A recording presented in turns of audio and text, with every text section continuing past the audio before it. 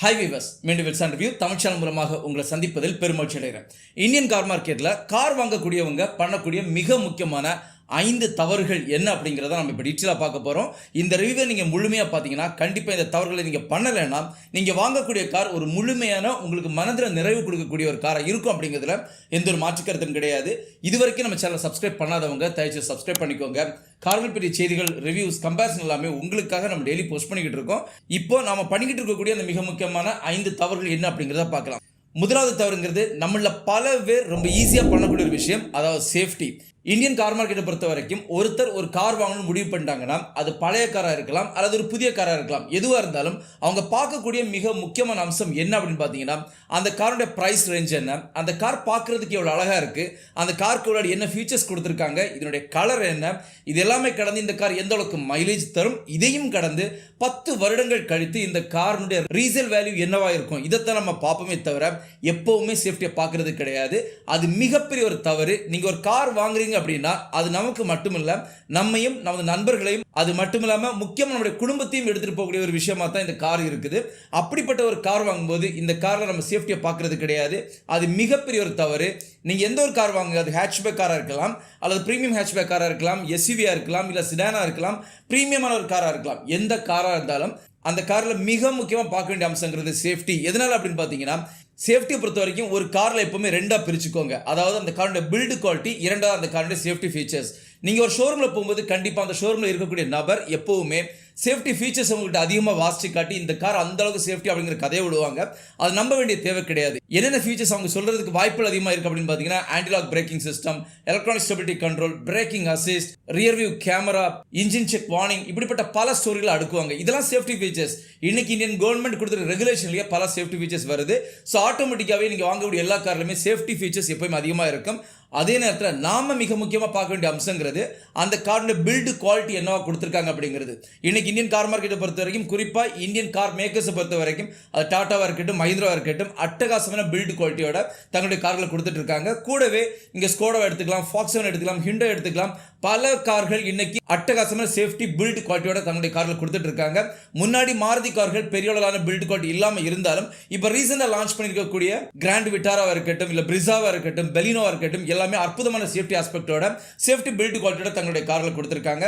Safety build குவாலிட்டிங்கிறது வேற எதுவும் கிடையாது. இந்த வண்டியுடைய மொத்த ஷெல், அதாவது வண்டியை கவர் பண்ணி வரக்கூடிய ஷெல் இன்டெகிரிட்டி எந்த அளவுக்கு இருக்கோ அந்த அளவுக்கு இந்த வண்டி ஒரு இடத்துல போய் இடிச்சிருச்சுன்னா, இல்லை ஒரு ஆக்சிடென்ட் ஆயிடுச்சுன்னா, ஒரு இம்பாக்ட் வந்துருச்சுன்னா இந்த வண்டிக்கு உள்ளாடி இருக்கக்கூடியவங்களை முதன்மையாக பாதுகாக்கக்கூடிய இந்த வண்டிக்கு வெளியில் இருக்கக்கூடிய ஷெல் இன்டெகிரிட்டி, அதுக்கு அப்புறமா தான் உங்களுக்கு வரக்கூடிய சேஃப்டி ஃபீச்சர்ஸ், அதாவது இது ஏர் பேக்காக இருக்கட்டும், இல்லை வண்டிக்கு உள்ளாடிக்கூடிய மற்ற ஃபீச்சர்ஸாக இருக்கட்டும், இது எல்லாமே 2வது தான் வருமே தவிர முதன்மையாக வரக்கூடியது பாடியோட ஷெல் இன்டெகிரிட்டி. ஸோ எப்போவும் இங்கே ஒரு கார் வாங்கும்போது அந்த காரோட குளோபல் என்கேப் கிராஷஸ் ரேட்டிங் என்னவா இருக்குது அப்படிங்கிறத பார்த்து வாங்குறது ஒரு மிகையான விஷயமா இருக்கும். இன்னைக்கு மேக்ஸிமம், அதாவது 99% இந்தியன் கார் மார்க்கெட்டில் இருக்கக்கூடிய எல்லா கார்களுக்குமே குளோபல் என்கேப் கிராஷஸ் ரேட்டிங் இருக்குது. இதில் மினிமம் 3 ஸ்டார் ரேட்டிங் இருக்கக்கூடிய கார் எடுத்தீங்கன்னா ஓரளவுக்கு சேஃப்டியான ஆஸ்பெக்ட் இருக்கக்கூடிய கார் அப்படிங்கிறத நம்மளால உறுதிப்படுத்திக்க முடியும்.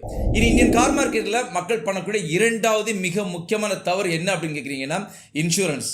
நாம் ஒரு கார் வாங்கணும் முடிவு பண்ணி ஒரு ஷோரூமுக்குள்ள போகும்போது அங்கே அவங்க கொடுக்கக்கூடிய பட்ஜெட்லேயே இன்சூரன்ஸையும் ஆட் பண்ணியிருப்பாங்க. அந்த இன்சூரன்ஸ் ரேட்டு பார்த்தீங்கன்னா மேக்ஸிமம் ஒரு 30,000 இல்லை 40,000 50,000 வரைக்கும் வரதுக்கான வாய்ப்புகள் அதிகமாக இருக்குது. இருந்தும் நிறைய பேர் என்ன பண்ணுவாங்கன்னா வெளியில் இன்னொரு கம்பெனியில் போய் இன்சூரன்ஸ் எடுத்து அந்த இன்சூரன்ஸை உள்ள கொண்டு வரதுக்கு ட்ரை பண்ணுவாங்க. எதனால் அப்படின்னு பார்க்கும்போது சீப்பரான ஒரு பட்ஜெட் ப்ரைஸ் ரேஞ்சில் இன்சூரன்ஸை கொண்டு வந்துட்டோம்னா அது நம்மளுடைய பட்ஜெட்டில் கொஞ்சம் கட்டுப்படியாக இருக்கும் அப்படிங்கிறதுக்காக ஷோரூமில் உள்ளவங்க ஒரு 40,000 காட்டினாங்கன்னா இவங்க வெளியில் ஒரு 20,000 வரக்கூடிய இன்சூரன்ஸ் ஸ்கீமை எடுத்துகிட்டு போவாங்க. ஷோரூமில் உள்ளவங்க அவங்க வாயை மூடிக்கிட்டு ஆட்டோமேட்டிக்காக உங்களோட இன்சூரன்ஸ் ஸ்கீமை வாங்கிக்கிட்டு உங்களுடைய காரை கொடுத்துருவாங்க. பட் அங்கே ஒரு சின்ன ப்ராப்ளம் இருக்குது. என்ன அப்படின்னு பார்த்தீங்கன்னா இன்னைக்கு இந்தியன் கார் மார்க்கெட்டை பொறுத்த வரைக்கும் எக்கச்சக்க இன்சூரன்ஸ் கம்பெனிஸ் இருக்குது. நீங்கள் எப்போவுமே ஒரு இன்சூரன்ஸை தேர்வு பண்ணும்போது இந்தியன் கார் மார்க்கெட்டில் கடந்த 10 வருடங்களாக இருக்கக்கூடிய பல இன்சூரன்ஸ் கம்பெனிஸ் இருக்குது. அந்த கம்பெனி செலக்ட் பண்ணிங்கன்னா உங்களுக்கு கண்டிப்பாக எந்த ப்ராப்ளம் இருக்காது. அதாவது ரிலையன்ஸாக இருக்கட்டும், ஏஎக்ஸாக இருக்கட்டும், எஸ்பிஐ இருக்கட்டும், ஹெச்டிஎஃப்சியாக இருக்கட்டும், இப்படி பல கம்பெனிகள் இன்சூரன்ஸை கடந்த 10 வருடங்களாக கொடுத்துட்டு இருக்காங்க, இல்லை 15 வருடங்களாக கொடுத்துட்டு இருக்காங்க. இவங்க கிட்ட நீங்கள் வாங்கி கொடுக்குறீங்கன்னா ஓரளவுக்கு உங்களுக்கு டீசெண்டான ஒரு சேஃப் கார்டு இருக்கும். அதே நேரத்தில் யாருன்னே தெரியாமல் நிறைய இன்சூரன்ஸ் ஸ்கீம்ஸ் இன்னைக்கு இருந்துகிட்டு இருக்கு.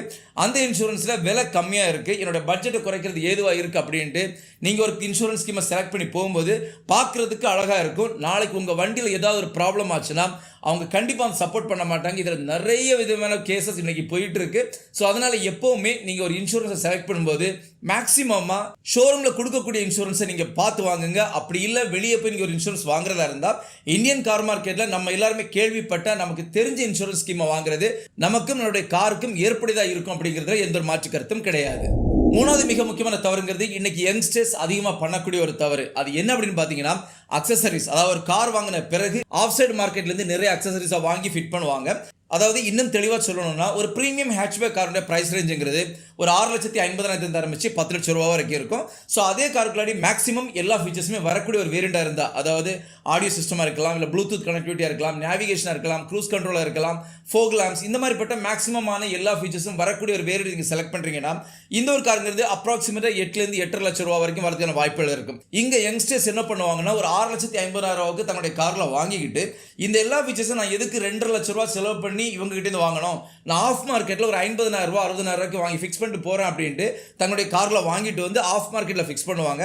மனதில் கிளியராக வச்சுக்கோங்க, எப்போவுமே நீங்கள் ஆஃப் மார்க்கெட்லேருந்து ஒரு பொருளை வாங்கி உங்கள் வண்டியில் நீங்கள் ஃபிக்ஸ் பண்ணி இதில் ஏதாவது ஒரு ப்ராப்ளம் வந்து நாளைக்கு இந்த வண்டி ஏதாவது ஒரு ப்ராப்ளமில் அகப்பட்டுருச்சு அப்படின்னா எந்த ஒரு வேரண்டியும் இதுக்கு சூட் ஆகாது. அதாவது கம்பெனி கொடுத்த காரில் நீங்கள் ஏதாவது ஒரு மாடிஃபிகேஷன் பண்ணுறீங்க அப்படின்னா நாளைக்கு நீங்கள் வேரண்டிக்காக உங்கள் காரை எடுத்துகிட்டு போகும்போது வேரண்டி சூட் ஆகாது. இதுக்கு பெரிய ஒரு எக்ஸாம்பிள் இருக்குது. நம்மளோட சப்ஸ்கிரைபர் ஒரு கார் வாங்கியிருக்காங்க, அதில் ஃபோக்லாம் இல்லை, அந்த ஒரு ஃபோக்லாம் அவங்க இன்சர்ட் பண்ணியிருக்காங்க. இது வந்து கோயம்புத்தூர் நடந்த விஷயம். ஃபோக்லாம் இன்சர்ட் பண்ணியிருக்காங்க, அதில் அவங்க பண்ண ஒயரிங் ப்ராப்பராக பண்ணாதனால இந்த ஒயர் அதிகமாக ஹீட் ஆகி எரிஞ்சு போயிருச்சு. எரியும்போது ஆட்டோமேட்டிக் என்ன ஆயிடுச்சுன்னா இந்த ஹெட்லாமினுடைய ஹவுசிங், அதுக்கு கீழே வரக்கூடிய ஃபோக்லாமினுடைய ஹவுசிங், இது எல்லாமே டோட்டலாகவே ஸ்பாயில் ஆகி போயிடுச்சு. நார்மலாக இது வந்து பேன் ஆயிருந்தது அப்படின்னா கம்பெனி இதை வேரண்டியில் கிளைம் பண்ணி கொடுத்துருப்பாங்க. பட் இவங்க பண்ண இந்த ஒயரிங்கினுடைய காரணத்தை காட்டி அவங்க எந்த ஒரு காசுமே கொடுக்கல. இவங்க கேள்வி கிட்டத்தட்ட 40,000 ரூபா செலவு பண்ணுறதுக்கான ஒரு காரணங்களாக அமைஞ்சிருச்சு. ஸோ இதனால் எப்போவுமே நீங்கள் ஒரு கார் வாங்கும்போது உங்களுக்கு என்ன ஃபீச்சர்ஸ் தேவையோ அதை இருக்கக்கூடிய ஒரு வேரியண்டை செலக்ட் பண்ணுறது உங்களுக்கு ஏற்ற ஒரு விஷயமா இருக்கும். ஒரு புது கார் வாங்கி அதை வீட்டுக்கு எடுத்துகிட்டு வந்து ஆஃப் மார்க்கெட்லேருந்து நீங்கள் ஏதாவது ஃபீச்சர்ஸ் அவங்க ஆட் பண்ணிங்கன்னா நாளைக்கு இதன் மூலமாக ஏதாவது ஒரு ப்ராப்ளம் அந்த காருக்கு வரும்போது சுத்தமாக வேரண்டி இருக்காது அப்படிங்கிறத உறுதியாக தெரிஞ்சுக்கோங்க. இனிமேல் இந்த தவறை எங்கேயுமே எப்போவுமே பண்ணாதீங்க. நாலாவது மிக முக்கியமான தவறு என்ன அப்படின்னு பார்த்தீங்கன்னா நம்மள பல பேர் பண்ணக்கூடிய ஒரு தவறு. அதாவது நம்ம காரை லோனில் தான் எடுக்க போகிறோம், லோனில் எடுக்கும்போது நம்ம பண்ணக்கூடிய தவறு தான் நான் இப்போ ஹைலைட் பண்ண போகிறேன்.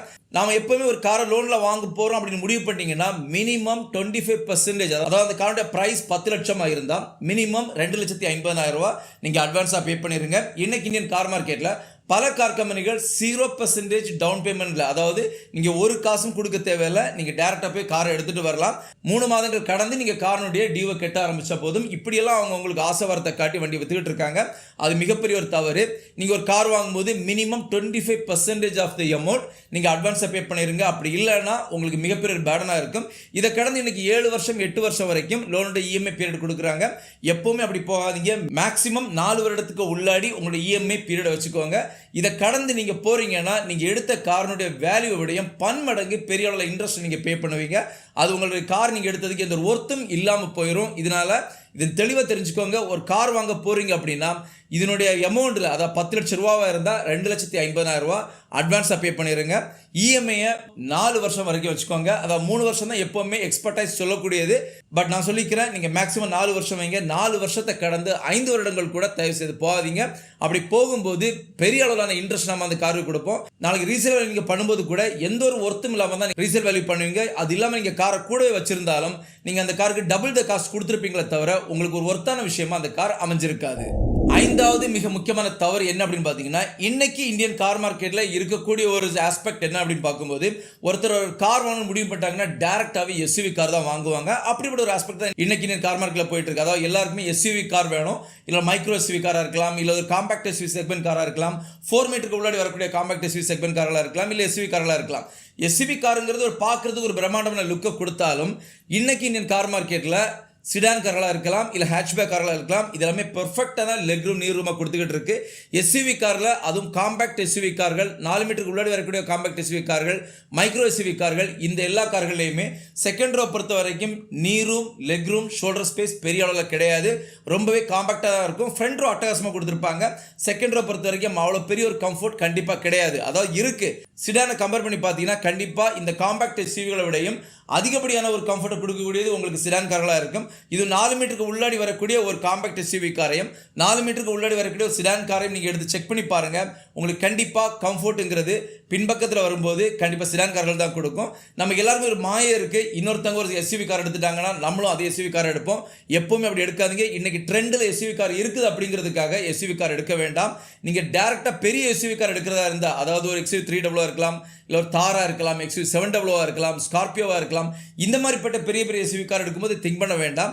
10 லட்சம் ரூபாவுக்கு உள்ளாடி இருக்கக்கூடிய எஸ்யூவி கார்கள் நீங்கள் எடுக்க போகிறீங்கன்னா 1க்கு 2 வாட்டி அதே எஸ்யூவி காரையும் ஓட்டி பாருங்கள், அதுக்கு பின்னாலையும் உட்காந்து பாருங்கள். இதே ப்ரைஸ் ரேஞ்சில் இருக்கக்கூடிய சிடான் காருக்கு பின்னாலையும் உட்காந்து பாருங்கள். அதுக்கு பிறகு நீங்கள் காரை சூஸ் பண்ணுங்கள். எதனாலன்னா ப்ராக்டிக்கலாக சொல்லிக்கிறேன், காரோட பேரை நான் இங்கே எடுத்து வைக்க விரும்பலை. ஏன்னா ஆல்ரெடி நமக்கு நிறைய கிளைம்ஸ் இருக்குது, அதனால் எடுத்து வைக்க விரும்பலை.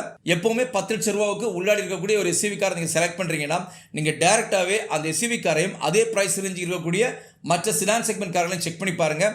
பின்பக்கத்தை பொறுத்த வரைக்கும் எஸ்யூவி காரை விடையும், அதாவது 4 மீட்டருக்கு உள்ளாடி வரக்கூடிய காம்பாக்ட் எஸ்யூவி கார்களை விடையும் உங்களுக்கு சிடான் காரில் அட்டகாசமான நீரும் லெக்ரூம் எல்லாமே கொடுத்துருக்காங்க அப்படிங்கிறத எந்த ஒரு மாற்று கருத்தும் கிடையாது. ஸோ நான் இன்னைக்கு கொடுத்த இந்த மிக முக்கியமான 5 தவறுகளையும் நீங்கள் பண்ணாமல் ஒரு கார் எடுத்தீங்கன்னா அது கண்டிப்பாக உங்களுக்கு லைஃப் லாங் ஹாப்பியஸ்ட் மொமெண்ட்டாக இருக்கும் அப்படிங்கிறதுல எந்த ஒரு மாற்று கருத்தும் கிடையாது. இன்னொரு வீடியோ உங்களை சந்திக்கிற வரைக்கும் உங்களிடமிருந்து விடைபெறுவது உங்களுடைய அன்பின் விவேக். தேங்க்யூ.